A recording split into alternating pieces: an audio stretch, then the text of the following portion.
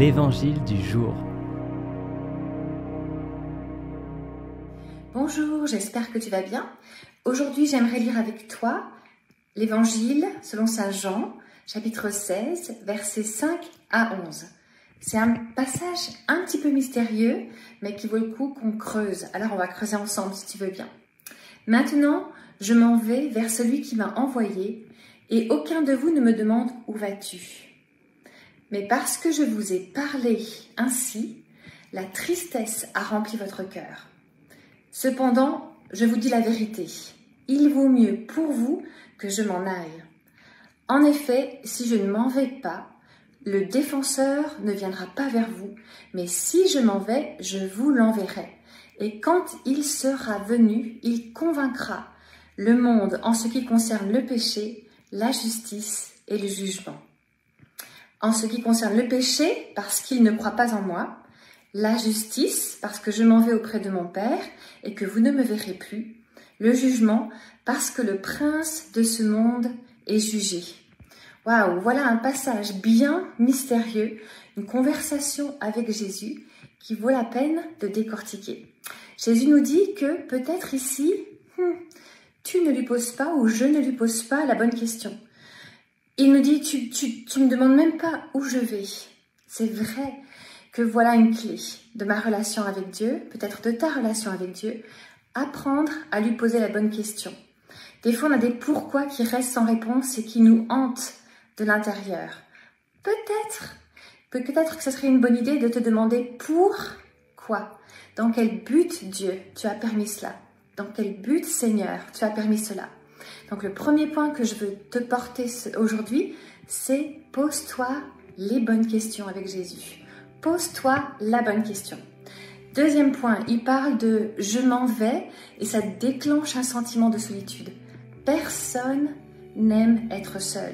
Et c'est vrai que cette solitude nous fait peur parfois et nous donne de déclencher ces fameux questionnements et de mettre en doute le cœur de Jésus par rapport aux choix ou aux choses qu'il permet dans notre vie.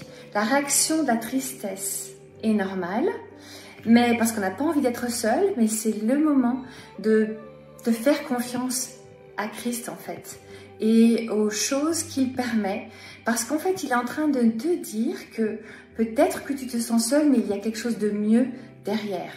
Quand lui est parti, il a permis l'envoi du consolateur. Il a dit, il vaut mieux pour vous que je m'en aille, parce qu'alors le consolateur va venir. Et c'est ce qu'il y a de meilleur pour toi.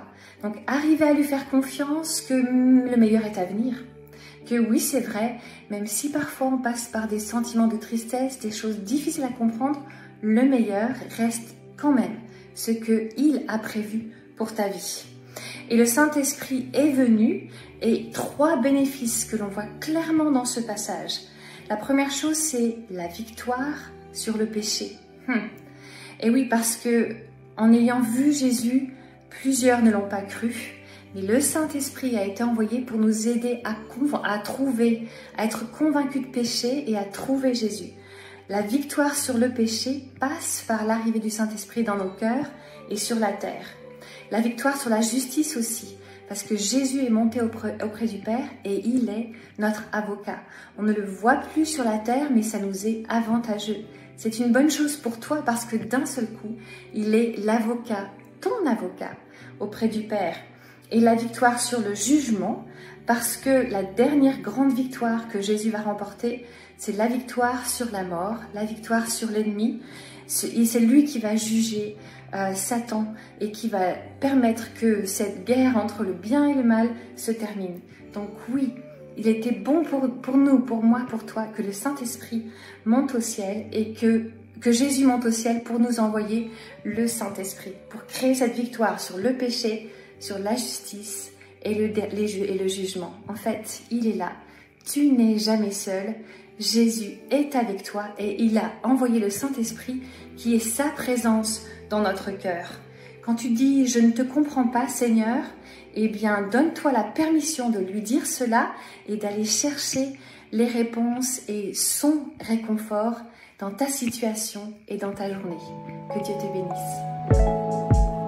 Si cette méditation t'a encouragé, pense à la partager autour de toi. Pour nous retrouver chaque jour, abonne-toi et active la cloche.